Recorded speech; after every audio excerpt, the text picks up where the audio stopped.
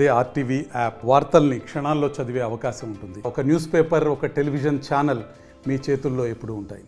మనకి నిన్న డిస్ట్రిక్ట్ మొత్తం చూసుకున్నట్లయితే రాత్రి అరౌండ్ 12 o'clock నుంచి మార్నింగ్ 5 o'clock వరకు very heavy to extremely heavy rainfall పడ్డది.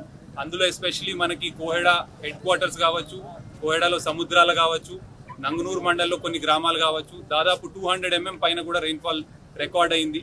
దీంట్లో చాలా చోట్ల లో లయింగ్ ఏరియాస్ ఎక్కడైతే ఉన్నాయో వాటిలో వాటర్ రావటము, ఓవర్ నైట్ కొన్ని విలేజెస్, కొన్ని హ్యాబిటేషన్స్ ఏవైతే ఉన్నాయో సబ్మర్జ్ అయినాయి. దాంట్లో భాగంగానే మనము పక్కనపల్లిలో కూడా నంగనూరు మండలంలో ఎవరైతే సబ్మర్జ్ అయిన హౌసెస్లో ఉంటున్నారో వాళ్ళందరినీ ఇమ్మీడియట్గా షిఫ్ట్ చేసి రైతు వేదికకి టెంపరీగా షిఫ్ట్ చేయడం జరిగింది. వాళ్ళకి కావాల్సిన ఫుడ్ అరేంజ్మెంట్స్, అదేవిధంగా మిగిలిన ఫెసిలిటీస్ అన్నీ కూడా చూసుకోవడం జరిగింది. అదేవిధంగా మనకి ఈరోజు కోయడాలో చూసుకున్నట్లయితే స్టామ్ వాటర్ డ్రైన్ ఏదైతే కన్స్ట్రక్ట్ చేస్తున్నామో అది కూడా ఓవర్ఫ్లో అయిపోయి వాటర్ అనేది హౌసెస్లోకి రావడం జరిగింది.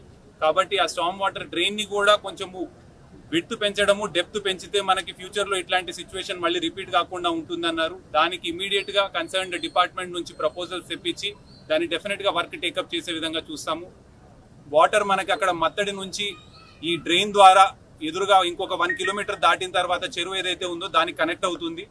సో అది మొత్తం కూడా కనెక్ట్ అయ్యి కంప్లీట్ అయ్యే విధంగా వర్క్స్ టేకప్ చేస్తాము.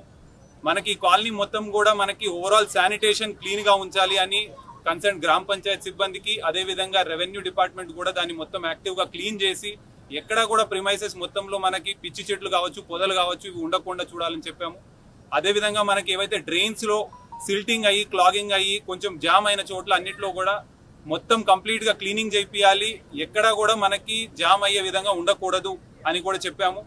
అండ్ వర్షాల తర్వాత జనరల్గా సీజనల్ డిసీజెస్, డెంగీ కావచ్చు, మలేరియా కావచ్చు, అట్లాంటి ప్రబలే ఛాన్స్ ఉంటుంది. కాబట్టి దానికి సంబంధించి కూడా ఆయిల్ బాల్స్ వేయటము, స్ప్రేయింగ్ యాక్టివిటీస్ ఇంటెన్సివ్గా టేకప్ చేయటము, ఓవరాల్గా ఎక్కడ కూడా ప్రజలకు ఇబ్బంది కాకూడదు అన్న దాని మీదనే అన్ని డిపార్ట్మెంట్ ఆఫీషియల్స్ ను కూడా ఇన్స్ట్రక్ట్ చేసి కోఆర్డినేట్ చేసుకొని సాల్వ్ చేయవలసిందిగా కోరాము. మరిన్ని వీడియోస్ కోసం ఛానల్ ని సబ్స్క్రైబ్ చేయండి, లేటెస్ట్ అప్డేట్స్ కోసం వాట్సాప్ ఛానల్ ని ఫాలో చేయండి అండ్ లింక్ డిస్క్రిప్షన్ లో ఉంది.